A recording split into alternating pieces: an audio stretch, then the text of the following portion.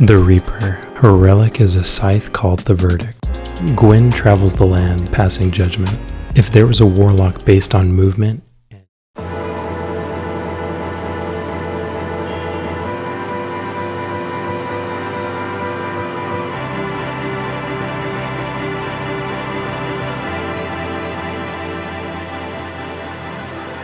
Warlocks. In greater Destiny lore, they're often considered scholars, explorers, and sorcerers. In this video, we're going to bridge the gap between Destiny 2 and the Destiny Rising Warlocks.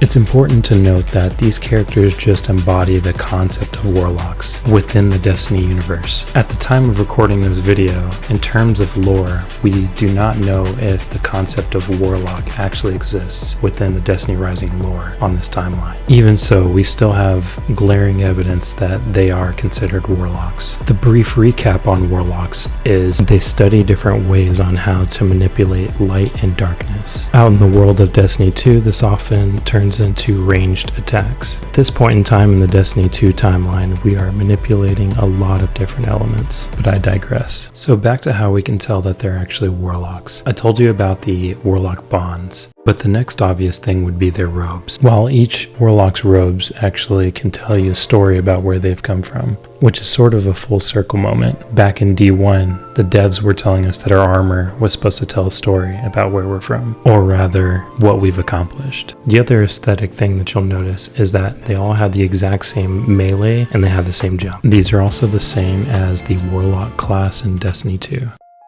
The Caretaker. Attal is called this because she travels the lands helping different people. Attal channels her light energy into a relic called Mint. Relics will be a reoccurring thing that we'll talk about because each light bearer uses relics in order to do abnormal things with the elements. For Attal, the odd thing is she's actually using her relic to channel arc energy for healing, which is very different.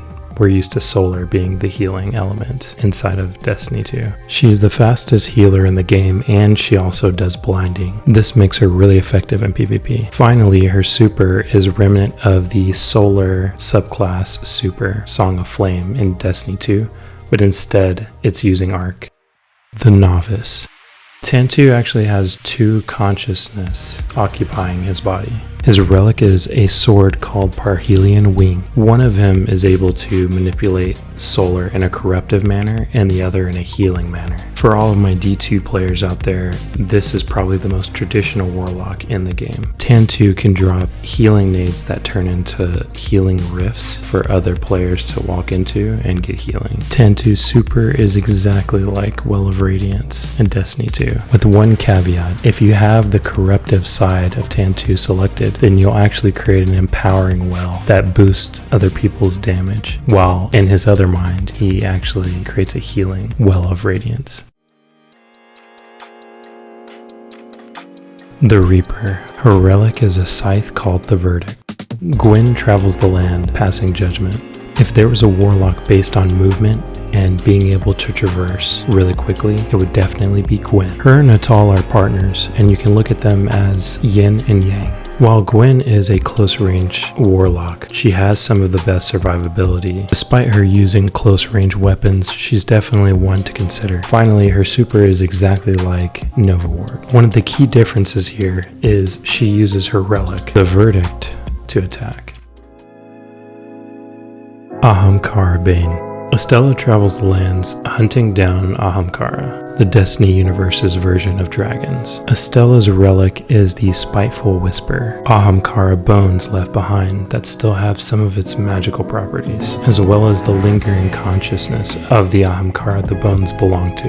Estela is probably the most creative depiction of what warlocks can actually do. Estela creates these illusions that take on the form of dragons. Dragons project solar energy in sort of a scorch manner, which in this timeline is called corruption. The Iconoclast. Ikora's relic is called the Ringed Star. Ikora roams the lands looking for knowledge. This is another Warlock that uses Void, but in her case she uses it from a long range in order to utilize a vortex that will suck in many opponents and control the flow of combat. Ikora is also another Warlock that embodies what we're most familiar with in terms of Warlocks in Destiny 2. Even Ikora's super, the Nova Bomb, is actually a classic.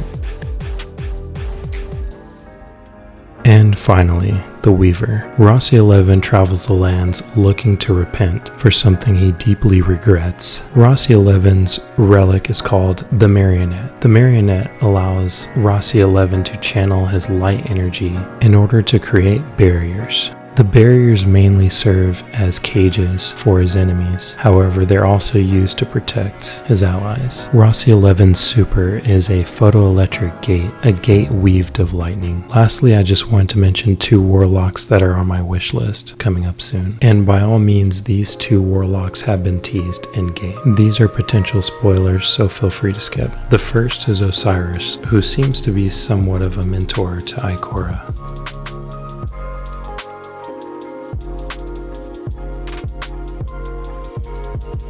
And the other is Fellwinter. Fellwinter actually seems to have an apprentice in game that we can play. Her name is Hellhest, but we have seen a hologram of Fellwinter in game so far, so he has also been teased. Thank you so much for watching, and if you want to see more content, feel free to roam around and look at some of the other videos I've created. But until next time, I'll see you later.